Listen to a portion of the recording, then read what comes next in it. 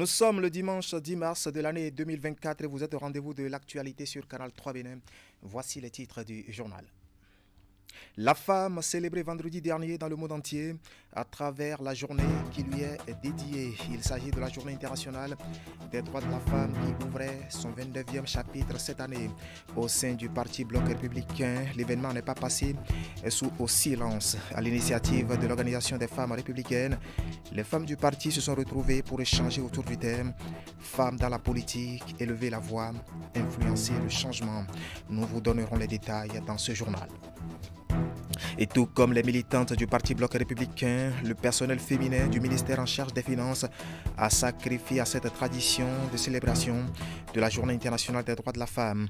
Une occasion saisie par ces femmes pour tenir l'Assemblée générale de leur creuset après un an d'activité. Candide Moueto nous en dira davantage dans ce journal.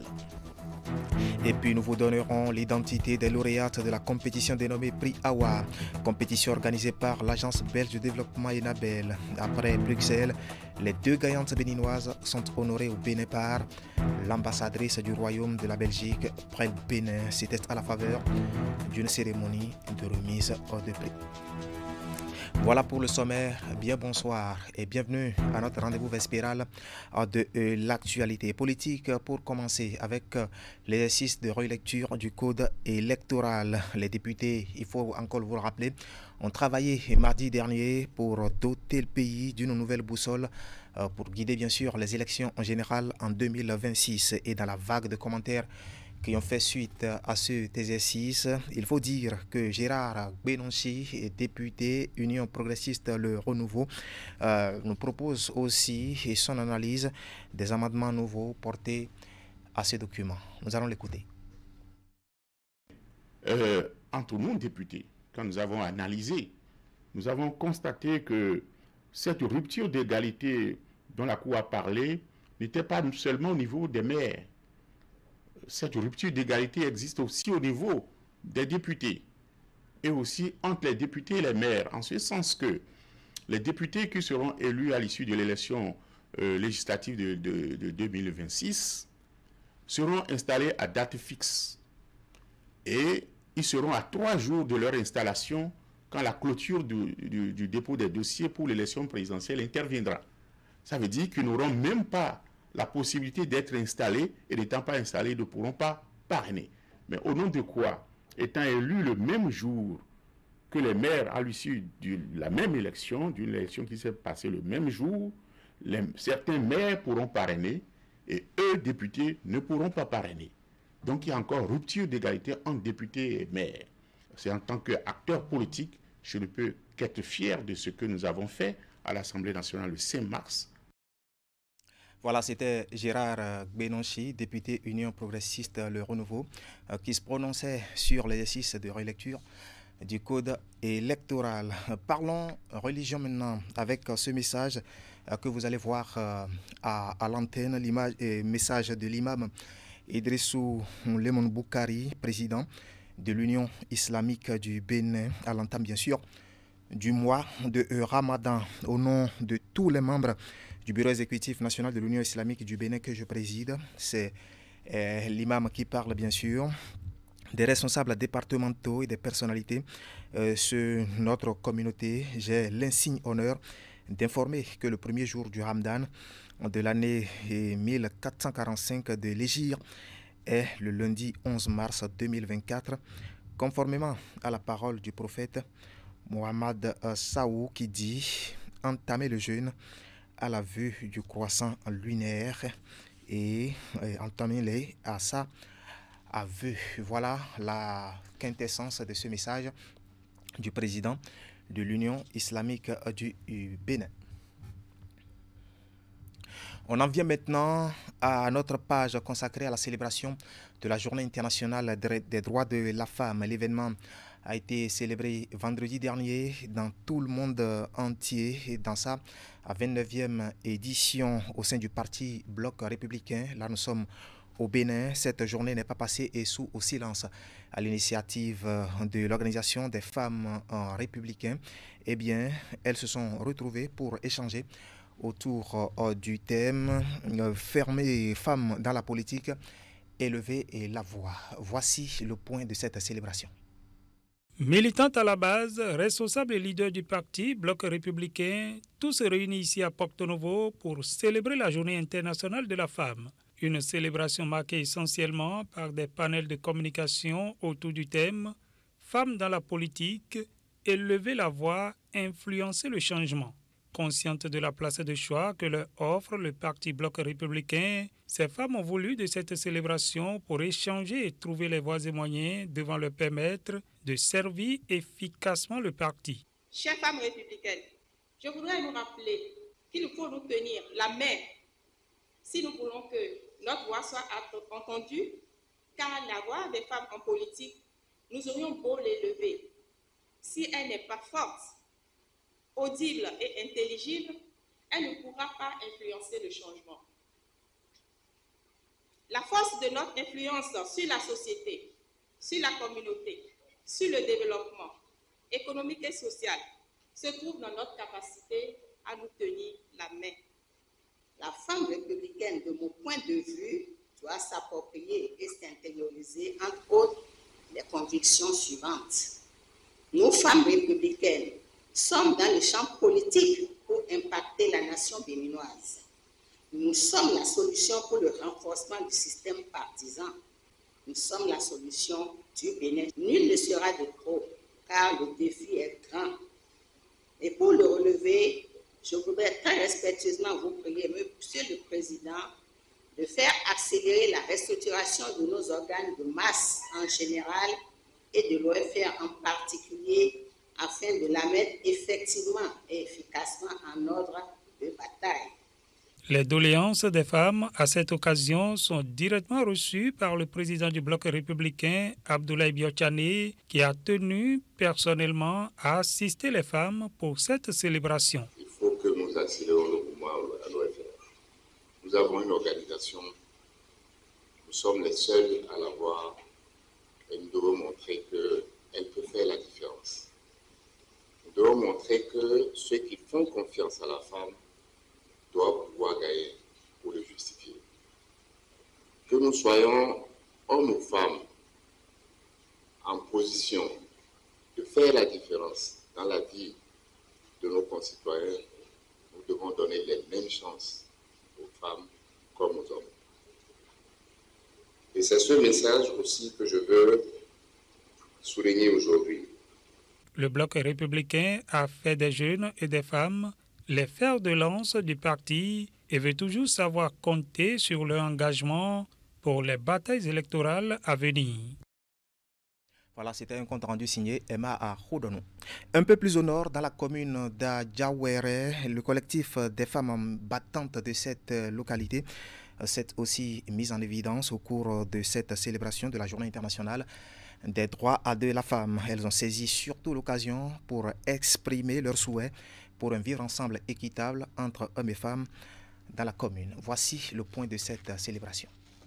Tout ensemble, elles disent non aux violences faites aux femmes, non à la stigmatisation de la gente féminine et prônent l'épanouissement de la femme dans son milieu de vie et de travail. Elles, ce sont des femmes battantes de la commune d'Adjawere réunies sous le leadership de leur présidente Adeinka Shakiratu pour célébrer d'une part la Journée internationale de la femme et d'autre part porter la voix de toutes les femmes de la commune d'Adjawere pour réclamer un peu plus d'attention à leur égard et leur inclusion dans les projets de développement de leur commune. Vos femmes et mamans de l'arrondissement central ont décidé de célébrer en différé la Journée internationale de la femme qui pour nous, au-delà du caractère festif, doit être une occasion de réflexion, d'analyse et d'évaluation sur nos conditions de vie et de travail dans la société. Car il va permettre de valoriser les femmes urbaines comme les femmes rurales dont les dynamismes dans nos milieux de vie en général et dans nos maisons en particulier ne sont plus à démontrer. Il nous revient de ménager nos autorités à divers niveaux, à plus nous intégrer dans leur plan d'investissement. Surtout, il s'agira de préparer l'avenir et les opportunités qu'entendent les futures générations de femmes. Plusieurs communications autour du thème intitulé « Investir en faveur de la femme, accélérer le rythme » ont meublé cette célébration. L'engagement, la solidarité agissante et l'amour, c'est à cela qu'elles ont été invitées pour se faire véritablement entendre et impacter le développement de leur localité. Je voudrais nous inviter à plus de solidarité entre nous. Tant que nous n'avons pas encore compris que la solidarité entre les femmes est un levier pour le développement de notre pays et le développement de nous-mêmes, on n'ira nulle part. Vous voyez comment nous sommes nombreuses. Les hommes ne seront pas nombreux comme nous, comme ça. Donnons-nous la main, parce que sans ça, on n'ira nulle part. Aimons-nous les uns les autres. Chères sœurs, vous savez que j'ai toujours cru en vos compétences, en vos potentialités. Et je m'engage à toujours vous accompagner pour plus d'impact dans la communauté. Le progrès en faveur des femmes nous profite à toutes et à tous. Mobilisons-nous pour l'épanouissement des femmes. Après discours et communication, place à la réjouissance où l'union des femmes de la commune d'Adjawere a été célébrée. Voilà, belle ambiance donc autour de cette célébration dans la commune d'Adjawere. Au ministère en charge des Finances, l'amicale des femmes a aussi sacrifié à la tradition de cette célébration de la Journée internationale des droits de la femme, axée sur le thème « Investir en faveur des femmes, accélérer le rythme ». Eh bien, cet événement a été l'occasion pour les membres du CROISEP de tenir leur assemblée générale. Voici le point avec Candide Mouedo. L'amicale des femmes du ministère en charge des Finances a sacrifié à la tradition en procédant à la célébration de la Journée internationale de la femme édition 2024. Au-delà de son caractère festif, cet événement a été pour les femmes ici présentes un moment de réflexion. Nous devons croire, nous femmes, en notre puissance personnelle pour renforcer notre capacité à l'efficacité dans l'action. Chères femmes, chères sœurs, en cette journée internationale des femmes, unissons-nous pour transformer ces défis en opportunités et façonner un avenir meilleur pour tous. Ensemble, œuvrons main dans la main avec les gouvernements, le secteur privé, la société civile pour bâtir une société inclusive, juste et prospère au bénéfice des femmes, des filles, des hommes et des garçons du monde entier. Un panel de discussion a été animé sur le thème de la journée par la ministre des Affaires sociales et de la microfinance. Le message de Véronique Toy-Fodé a essentiellement porté sur la volonté politique pour un renforcement de l'arsenal juridique en faveur des femmes et de leur autonomisation socio-économique. À l'issue de ce panel, les travaux de l'Assemblée générale ordinaire se sont déroulés avant la présentation et l'adoption à l'unanimité du plan de travail annuel 2024 de l'amicale des femmes du ministère en charge des Finances. Au titre de l'année 2024, nous allons poursuivre nos actions en ce qui concerne les activités sociales. Nous allons poursuivre nos actions également en ce qui concerne la formation des adhérentes en matière de bien-être social, en matière de leadership féminin, en matière de prise de parole en public et également les sensibiliser sur les maladies transmissibles et non transmissibles. Les femmes de l'amicale admises à la retraite en 2023 et au premier semestre de l'année 2024 sont ici distinguées pour avoir rendu plusieurs années durant de loyaux services à la nation. Les yeux sont désormais tournés vers la prochaine édition de la Journée internationale de la femme. Instant mémorable, n'est-ce pas? Voilà un compte rendu signé Candide Moueto et Eder Hunkbevi. Toujours dans le cadre de la célébration de la Journée internationale des droits de la femme, eh bien, l'organisation Coïtienne Direct Aid a honoré des femmes. C'était dans la soirée de vendredi dernier à Cotonou, avec bien sûr son engagement humanitaire connu de tous. Esther Tofa. L'organisation Coétienne au Bénin a voulu marquer d'un cachet spécial cette édition 2024 de la Journée internationale des droits de la femme. C'est dans cette optique que ces femmes se sont rassemblées dans les locaux de l'organisation pour commémorer le jour à elles dédié.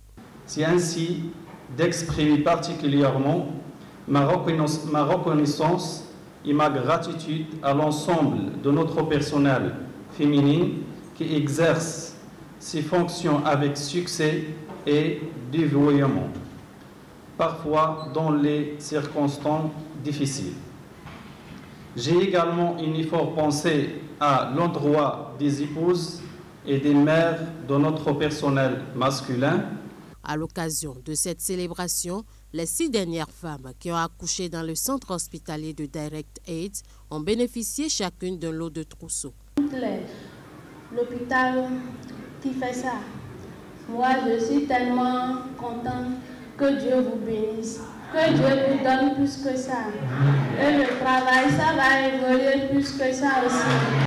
En tant que femme, je voudrais remercier et féliciter mes sœurs pour leur dévouement au travail. Monsieur le représentant résident, monsieur le directeur des centres, soyez convaincus que toutes les femmes ici présentes sont déterminées. L'heure n'était pas uniquement aux réjouissances et aux cadeaux. Les femmes ont également eu droit à une communication sur le thème central de la journée, investir en faveur des femmes, accélérer le rythme. Accompagner ces femmes-là, c'est en quelque sorte les amener à renchérir leurs connaissances, leurs compétences, qui pourraient vraiment les amener à poser des actions plus justes et qui pourraient également les aider à développer en quelque sorte leur leadership féminin. La femme aux 1000 idées, c'est nous. L'incontournable, c'est nous. Le beau milieu, c'est nous. Une nation ne peut se faire jamais sans la femme. Ça commence à la maison, ça commence par la bravoure, ça commence par l'honnêteté, ça commence par la prise en charge de soi-même, ça commence par l'estime de soi-même pour donner l'éducation à nos enfants, pour que demain, notre avenir soit meilleur. Et pour ce faire, il faudrait qu'on mette les femmes dans les conditions optimales pour que cela soit. Récital poétique, prestation des enfants, chants et danses ont meublé cette journée du 8 mars au Direct Aid. C'était en présence d'un parterre d'autorités politico-administratives.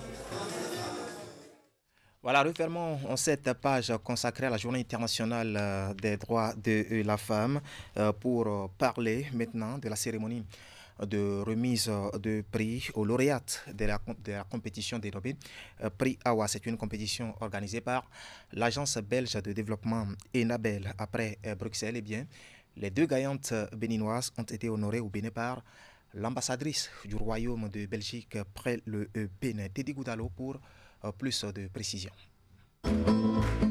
Adetola Daniel Adanlao et Alida Awandinou sont les 2 lauréates béninoises qui ont remporté le prix AWA édition 2023, respectivement première et deuxième dans les catégories start-up et prix du public. Elles reçoivent chacune leur distinction.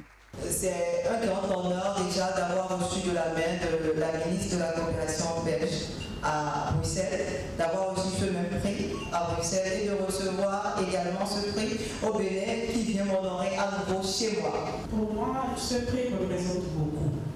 Ces femmes, à travers leurs initiatives, contribuent activement à la protection de l'environnement et intègrent des pratiques durables dans divers secteurs d'activité.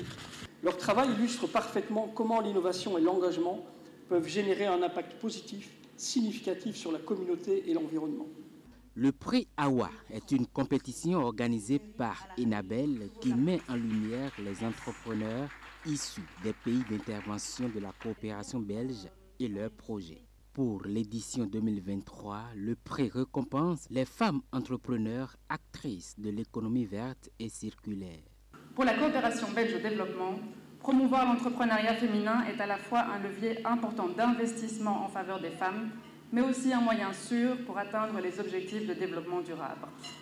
La progression des femmes est en effet synonyme de progrès pour tout le monde, car les études montrent que la quasi-totalité des revenus générés par les femmes sont réinvestis directement dans leur famille, dans l'éducation des enfants, dans leur communauté et partant dans l'ensemble de la société. C'est avec cette vision que le prix AWA a été lancé donc en 2022, comme on l'a dit, par Enabel, en collaboration avec BioInvest, la société belge d'investissement dans les pays en développement, à l'initiative donc de notre ministre de la Coopération au Développement. Les idées de nos lauréats sont novatrices. Le retour au bio dans notre système immunitaire, quoi de plus salutaire pour notre santé. J'avais besoin de me désintoxiquer. Madame Amandino, vous m'offrez l'occasion de le faire. Avec les couches à base de fibres de bananier, voilà nos enfants au naturel, dans leur état le plus naturel. Votre créativité concourt à renforcer la résilience de notre économie. Si vous êtes entrepreneur dans les industries culturelles et créatives, le prix AWA édition 2024 s'ouvre à vous. Inscrivez-vous et tentez de remporter un coaching, des formations personnalisées, un appui technique et surtout l'accès à un réseau international d'entrepreneurs. Voilà, ici c'est le sens d'ingéniosité qui a été récompensé. Avant de mettre un terme à cette édition, allons prendre les nouvelles de l'école privée de santé Sainte-Julie de Ouagadougou qui a encore livré sur le marché de l'emploi une nouvelle promotion de ses apprenants. Plusieurs centaines d'entre eux ont reçu leur parchemin cette semaine au cours d'une cérémonie riche en couleurs et que nous relate ici Hugues Vignibé. 206 infirmiers, 109 sages-femmes et 23 agents de santé communautaire. Ainsi se compose la promotion d'élèves bénéficiant de cette cérémonie de remise de diplôme qui sanctionne une formation d'une durée de 2 ou 3 ans à l'école privée de santé Sainte-Julie de Ouagadougou. Et ces élèves donc suivent des cours théoriques et des stages donc dans les différents services de santé à Ouagadougou et également en milieu rural. L'occasion a été saisie par le parrain de cette promotion pour prodiguer à ses filleuls des conseils en vue d'une carrière professionnelle réussie. En tant qu'agent de santé, il faut suivre la déontologie, il faut être exemplaire, ce sont des vies humaines que nous aurons entre nos mains. Donc il faut vraiment être studieux, donner des leçons de qualité pour que les personnes qui ont investi en ces élèves-là pour qu'ils soient aujourd'hui des agents de santé ne regrettent pas et que la nation tout entière soit reconnaissante de leurs efforts. Heureux de cette cérémonie qui marque le couronnement de plusieurs années d'apprentissage, les lauréats expriment leur gratitude. D'abord, je dois remercier le Dieu Tout-Puissant qui nous a gardés durant toutes ces années de formation. Après ça, je remercie beaucoup le directeur général de cette école qui nous a gardés durant toutes ces années de formation et aussi les parents qui nous ont aidés durant toutes ces années de formation, qui ont vraiment battu pour la réussite de cette formation. Sont ouvertes à l'école privée de santé Sainte-Julie de Ouagadougou plusieurs filières dont la licence en soins infirmiers, la licence en soins obstétricaux, adjoint de santé communautaire et technicien d'hygiène hospitalière. Voilà, des parchemins reçus pour être compétitifs sur le marché de l'emploi. Ainsi va l'actualité ce soir sur Canal 3 Bénin. Le journal a été préparé par l'ensemble de la rédaction qui, par ma voix, se joint à l'équipe technique pour vous remercier de nous avoir suivis. Bonne fin de week-end à toutes et à tous.